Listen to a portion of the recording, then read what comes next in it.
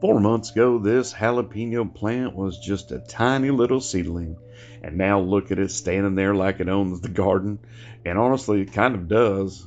I've been babying this plant all season long. I've watered it, fed it, protected it from the weather, and probably talked to it more than I talk to my own wife. But today is harvest day, and these jalapenos have taken their sweet time growing. But I'm not complaining. Good things do come to those who wait. And apparently so do spicy things. Look at this one. Beautiful, shiny, just the right size. This is that kind of pepper that looks all innocent right up until it ruins your afternoon. And here's another one hiding under the leaves. The garden always makes you work for your harvest. You pick one pepper, then suddenly you discover three more have been hiding like they're trying to avoid rent.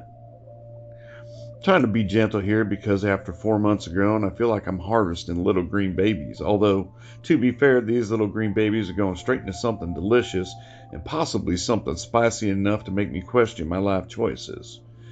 And now we have the Ancho pepper. Just one, but it's a very impressive one. It's basically today's celebrity guest of the harvest. The jalapenos are doing all the hard work, but this Ancho shows up and immediately expects its own photo shoot. All right, guys, well, time to move on to tomatoes. These are heirloom cherry tomatoes, and they have a very amazing story. I originally planted them several seasons ago, and every year I let the plants finish their life cycle naturally. Then, when the season is over, the plants die back, the tomatoes drop, and the seeds stay behind in the soil. The next season, new tomato plants grow right in the garden. No seed packets, no fancy planting, no tiny labels and mysteriously disappear. These tomatoes basically replant themselves. They are the garden's volunteers. And unlike most volunteers, they actually show up and produce something. This year, about 20 tomato plants grew wildly throughout the garden.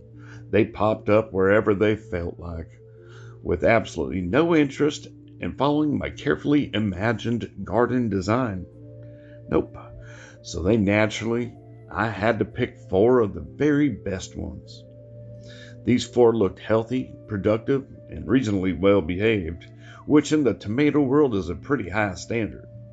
I love that each generation seems to carry on the tradition, and these tomatoes are now in their 4th generation of growing here, which means they are officially more committed to this garden than I am to most of my houseplants. And look at these colors. Bright, beautiful, packed with flavor. Every tomato is a little reminder that sometimes the best gardening plants are the ones nature makes for you. So today's harvest is jalapenos, 1 Ancho pepper, and a handful of carefully selected, beautifully ripened cherry tomatoes.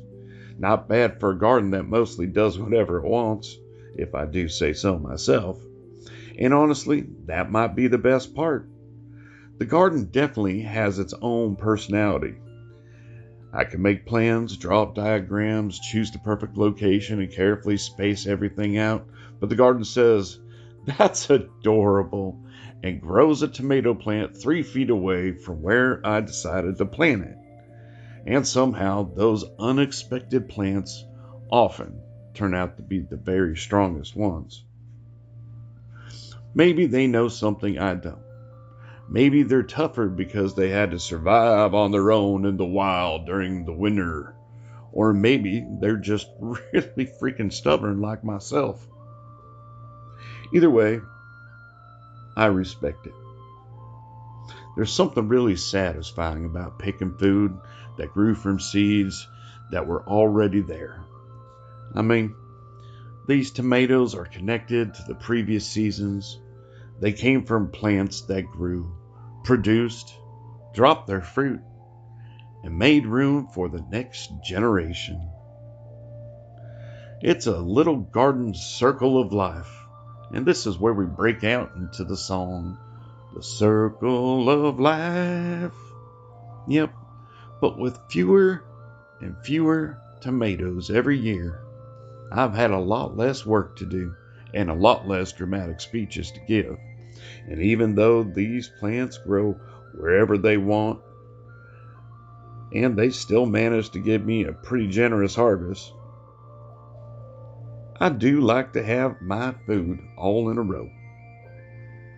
And even though I didn't start every plant indoor or label every seed carefully or transplant each and every one, and yes, nature handled most of the work this year, I just had to notice them, give them a little space, and keep the weeds from completely taking over. And believe me, the weeds were very interested in becoming the main crop of this year. The jalapenos will be perfect for cooking. I can already imagine them chopped up into salsa, added to a pot of beans, or mixed into something that seems harmless until you take that first bite. That's what the pepper reminds you, that it has a job to do. And the ancho pepper will probably bring a deeper, richer flavor. It has a little more personality than the jalapenos, less I'm here to cause trouble, and a whole lot more I have deep layers. And these cherry tomatoes, oh, they probably won't make it very far. They're sweet, they're fresh, and they're sitting right here within snacking distance. That is not a safe position for a tomato, if you know what I mean. There's nothing really like eating a tomato straight from the garden. It doesn't need much, no complicated recipe, no long list of ingredients, just a little salt, maybe some pepper, and a moment to appreciate what grew right outside your door. Every harvest is a small reward for all the watering, waiting, watching, and wondering whether the plant is growing or simply planting something. And even when the harvest is small, it still feels special because it's not just food, it's time, effort, patience, and a little bit of luck all gathered into one little basket. So, this is today's garden haul: homegrown jalapenos, one beautiful ancho pepper, and 24 heirloom cherry tomatoes, chosen because they were the cheerful garden volunteers, not perfectly organized, not perfectly planned, but healthy, productive, and completely themselves. And honestly, I think that's a pretty good way for a garden and a gardener to be.